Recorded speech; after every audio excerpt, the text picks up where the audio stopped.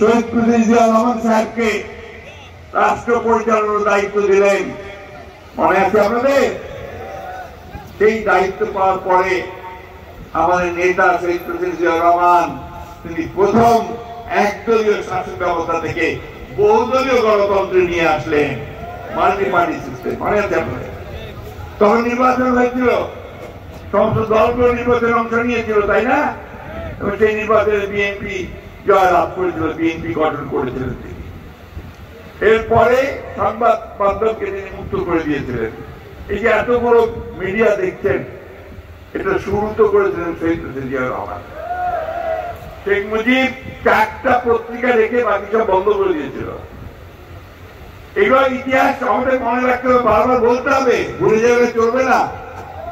এগুলোকে আবার নতুন করে এগুলোকে খোলার জন্য আমরা আমাদের মিডিয়াকে খুলে দিয়েছিলেন শহীদ প্রেসিডেন্ট জিয়া রহমান।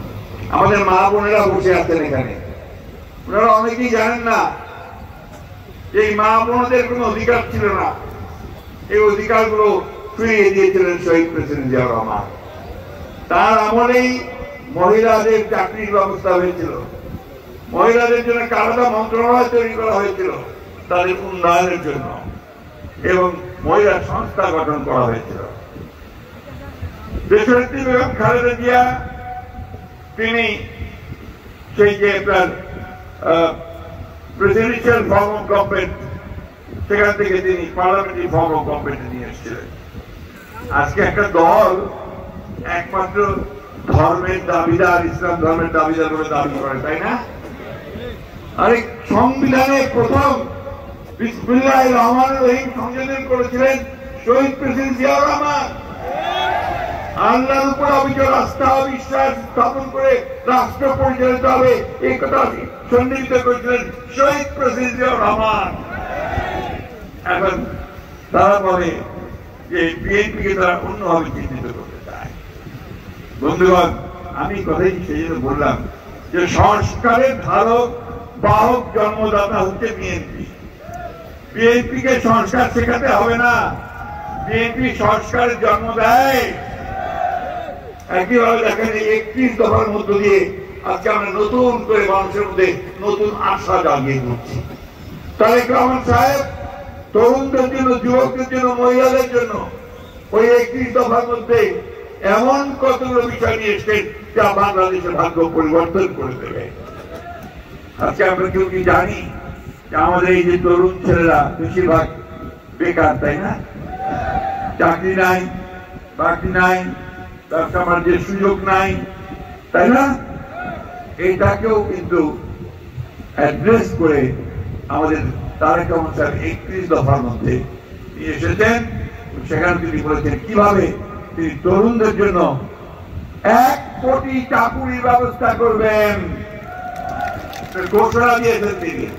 এবং কিভাবে করবেন তার সমস্ত ব্যবস্থা তৈরি করা হচ্ছে, তার সমস্ত আমরা ওই যে সমস্ত কি পদ্ধতি করা হবে সেগুলো করা হচ্ছে। কৃষিতে, শিল্পে, বিনিয়োগে, বিভিন্ন ভাবে প্রতিটি জায়গায় আমরা কি করে নতুন করে আমাদের সন্তানদের জন্য নতুন সংস্থান তৈরি করবো সেই ব্যবস্থা তৈরি করছে। আজকে কিছু কিছু মানুষ চেষ্টা করছে নির্বাচনকে ব্যাহত করবার জন্য। আপনারা জানেন যে অনেক চেষ্টা হয়েছে আগে, এরপরে লন্ডনে একটা বৈঠক হয়েছে। সেই বৈঠকে আমাদের নেতা তারেক রহমান সাহেবের সঙ্গে উপদেষ্টা মন্ডলীর প্রধান প্রধানমন্ত্রীর সঙ্গে একটা বৈঠক হয়েছে। সেই বৈঠকে নির্ধারণ হয়েছে যে আগামী বছর 26-এ অর্থাৎ আর 4 মাস পর একটা নির্বাচন হবে। এই নির্বাচন হবে শুনে দেশের মানুষ আশ্বস্ত হয়েছে যে এই নির্বাচনের মধ্য দিয়ে তারা একটা গণতান্ত্রিক পার্লামেন্ট পাবে, গণতান্ত্রিক সরকার পাবে, জনপ্রতিনিধি পাবে। এখন তো কথা বলার কেউ নাই তাদের পক্ষে, আমাদের জনগণের পক্ষে যে কথা বলবে তারা নাই। এখন কি আপনার আমলারাই দেশ চালাচ্ছে, তাই না? ওই যে সেক্রেটারি, বড় বড় সেক্রেটারি ওরা সব বসে আছেন, আপনাদের এখানে ডিসি, এসপি, ইউএনও সাহেবরা, তারা না। তো জনপ্রতিনিধিরা কই? ওই নির্বাচনের মধ্য দিয়ে জনপ্রতিনিধিরা সামনে আসবেন, আপনারা সামনে আসবেন। আমাদের দাবি তো একটাই যে আমরা 15 বছর লড়াই করেছি শুধু এই গণতন্ত্রে ফিরে যাওয়ার জন্য। দেশের মালিক জনগণ, সেই জনগণের ক্ষমতা জনগণকে ফিরিয়ে দেওয়ার জন্য। বন্ধুগণ, তার জন্য আমরা ত্যাগ স্বীকার কম করিনি। আমাদের একটি দেশের বেগম খালেদা 6 বছর কারাগারের অংশ হয়েছে। আমাদের নেতা এখন পর্যন্ত তিনি বিদেশে অবস্থান করছেন 18 বছর ধরে। আমাদের 60 লক্ষ মানুষের বিরুদ্ধে মিথ্যা মামলা দেওয়া কি ভুল বলছি নাকি? প্রায় 20,000 মানুষকে হত্যা করা হয়েছে। আমাদের ইলিয়াস আলী এমপি সহ 1700 মানুষকে গুম করে হত্যা করা হয়েছে, ঠিক না? এই প্রাইস আমরা পে করি। আজকে সেই জন্য আমরা দেশে আমাদের একমাত্র লক্ষ্য, একমাত্র কথা, আমরা গণতন্ত্র ফেরত চাই, আমরা নির্বাচিত পার্লামেন্ট চাই এবং আমরা নিরপেক্ষ নির্বাচনের মধ্য দিয়ে সেটা চাই। খুব পরিষ্কার করে বলে দিতে চাই এই সরকারকে, এই অন্তর্বর্তী সরকারকে, যে আপনি শতভাগ নিরপেক্ষ থাকবেন। আপনার উপদেষ্টা মন্ডলীর সদস্যদের মধ্যে কেউ কেউ কোন দলের জন্য পক্ষপাতিত্ব করছেন বলে বিভিন্ন জায়গায় অভিযোগ আসছে। আমরা এটা শুনতে চাই না, বাংলাদেশের মানুষ এটা শুনতে চায় না। বাংলাদেশের মানুষ সম্পূর্ণ নিরপেক্ষতা চায় এবং নিরপেক্ষ নির্বাচন চায়। বন্ধুগণ, সময় কম, আমি বেশি বক্তৃতা করতে চাই না। আমি শুধু আপনাদের সামনে একটা কথা বলতে চাই, বিএনপি একটা পরীক্ষিত রাজনৈতিক দল, তাই না? অনেক পরীক্ষা দিয়েছে তো। সেই বিএনপির জন্মের পর থেকে জিয়া রহমান সাহেব যখন থেকে বিএনপি জন্ম দিয়েছেন, এই বিএনপি কিন্তু এই দেশে শ্রমিক বিদেশে রপ্তানির ব্যবস্থা করেছে, তাই না? জিয়া রহমান সাহেব করেছেন না? এই যে কলকারখানাগুলো আমাদের মারা যে বোনেরা যে চাকরি করছে, গার্মেন্টস ফ্যাক্টরি, এটা কার হাত দিয়ে শুরু? জিয়া রহমানের হাত দিয়ে শুরু। কি ছেলেরা জানো না তোমরা? জানতে হবে, এটা সম্পূর্ণ বিএনপির হাত দিয়ে শুরু। তো আজকে যে রেমিটেন্স যে আয়, এই যে আপনার $32 বিলিয়ন এখন জমা হয়েছে, এটা শুরুটা করেছিলেন জিয়া রহমান সাহেব। আমার খালেদা জিয়া এটাকে সামনের দিকে নিয়ে যাবে। মেয়েদের লেখাপড়া, দেশের বেগম খালেদা জিয়া ক্লাস 12 পর্যন্ত অবৈধ ঘোষণা করেছিলেন, পয়সা দিতে হবে না।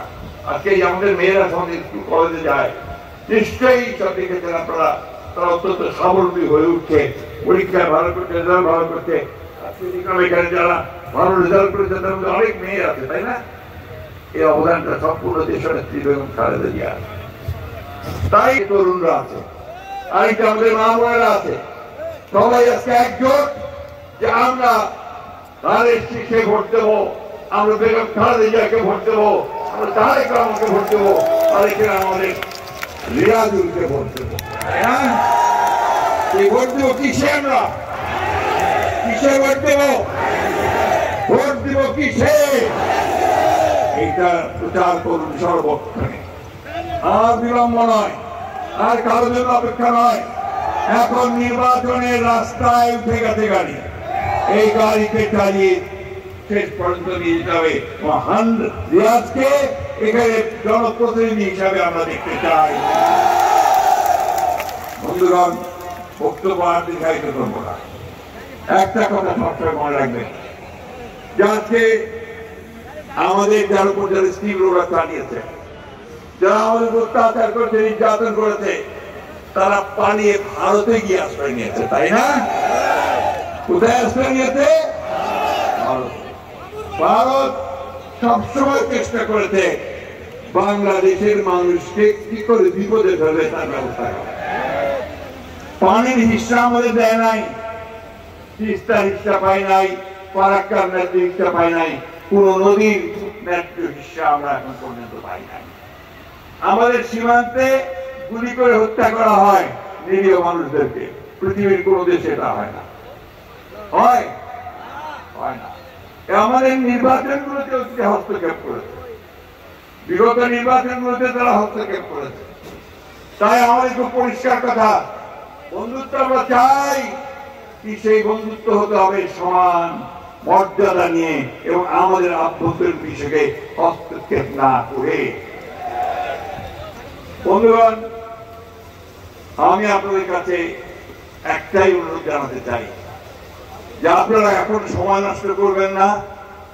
যারা বিএনপির ভালো চান, বিএনপির অঙ্গ সংগঠন, বিএনপি মা বোনেরা, আপনারা সবাই নেমে পড়েন, নির্বাচনে নেমে পড়েন, ধানের শীষে নির্বাচন করতে নেমে পড়েন এবং তাদেরকে পরাজিত করেন যারা বাংলাদেশকে বারবার ভুল পথে পরাজিত করেছে, যারা পরিচালিত করেছে, যারা বাংলাদেশের সর্বনাশ করেছে, তাদের এই কোনদিনও যেন তারা ক্ষমতায় আসতে না পারে তার জন্য আপনারা ব্যবস্থা গ্রহণ করবেন।